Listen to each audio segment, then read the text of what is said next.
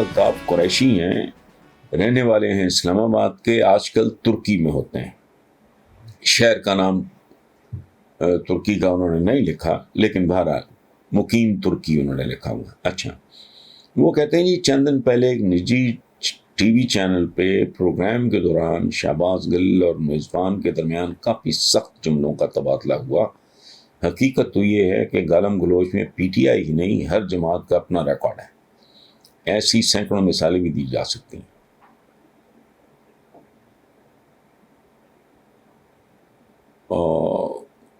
تو کیا یہ اس معاشرے کی عکاسی ہے؟ محمد الطاف قریشی صاحب, آپ نے سوال بھی ٹھیک اٹھایا اور اس کا جواب بھی 100% درست ہے.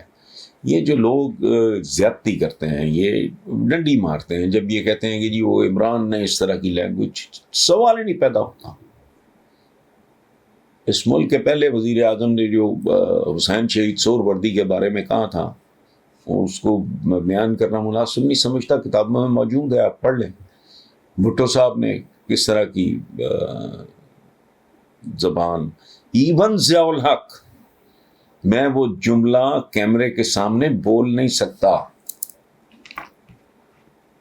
جو انہوں نے نذیر ناجی صاحب, اتنے سینئر جرنلسٹ, ان کو دھمکی دیتے ہوئے بولا تھا.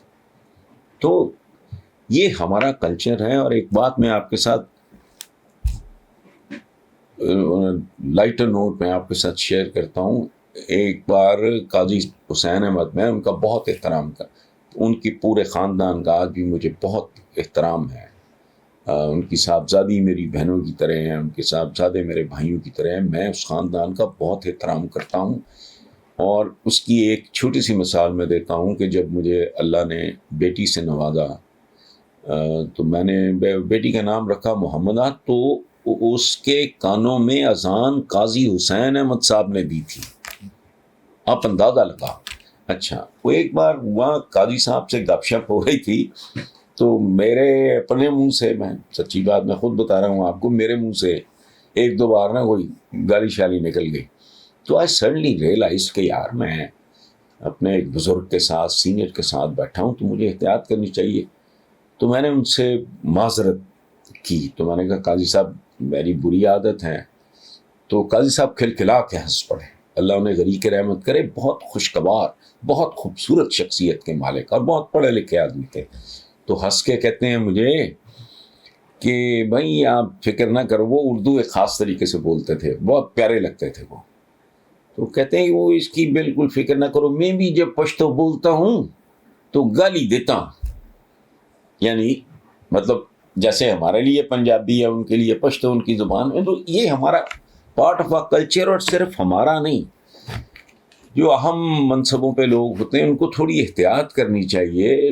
ادروائز آپ کبھی امریکنس کو چند مخصوص قسم کی ایس او بی ٹائپ گالیاں والی ہیں جن کے بغیر ان کا, میں وہ گالیاں میں یہاں بول نہیں سکتا. ان کے اچھے خاصے لوگ, ان کے ایک پریزیڈنٹ نے کہہ دیا تھا کہ وہ فلاں بندے کے بارے میں انہوں نے کہا کہ وہ کسی نے کہا کہ وہ happens to be the son of a bitch.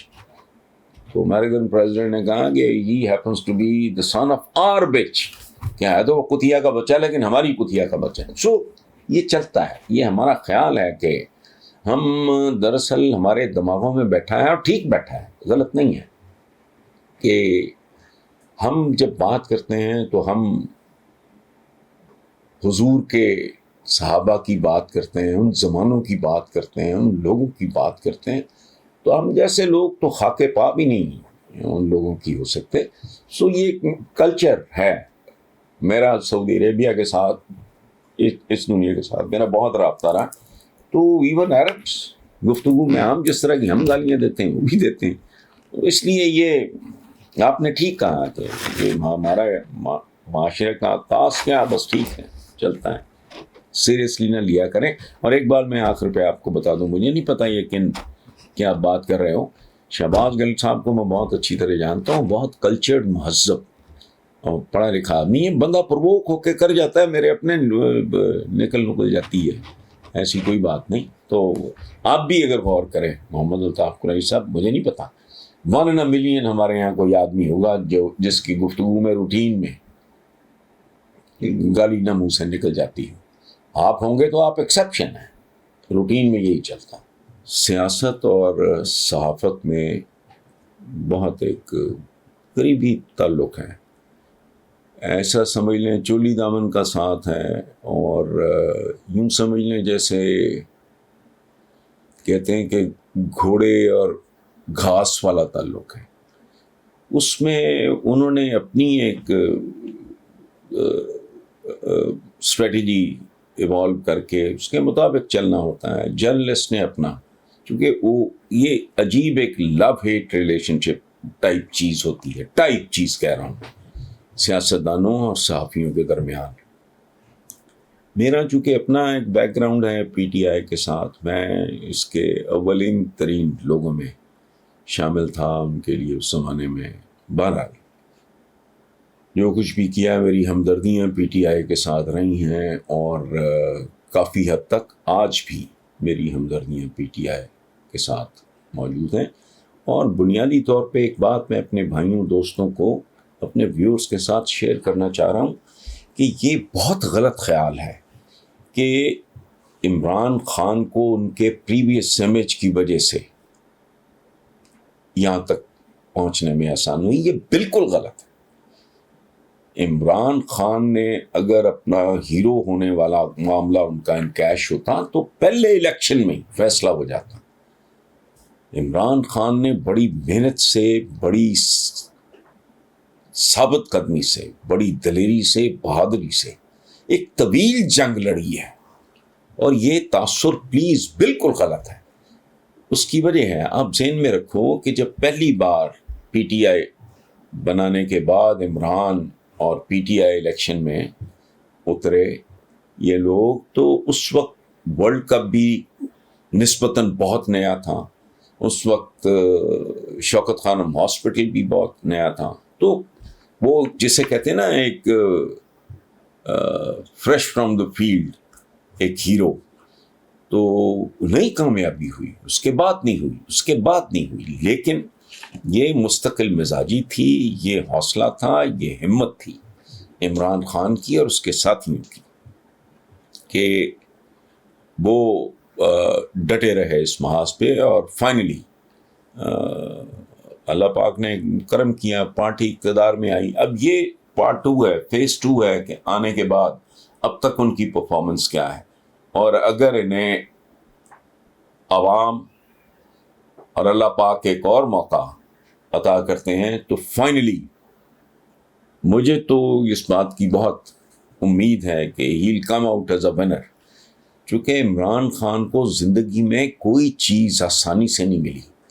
اس نے ہر چیز کے لیے جان توڑ محنت کی ہے. یہ ایک بندے کا ٹریک ریکارڈ ہے، اور میں جس کی چاہے آپ، میں قسم کھا سکتا ہوں، میں نے زندگی میں جرنلزم پرو کنٹری، پرو عوام، اس کے علاوہ نہیں. میں I was so close to Benazir Bhutto. جیسے ان کا میرے بارے میں ایک وہ ہے، ان کی کتاب ہے وے آؤٹ، ان کی پاپولر سپیچز کی، ان کے کہنے پہ ہی محمود شام صاحب نے کمپائل کی تھی.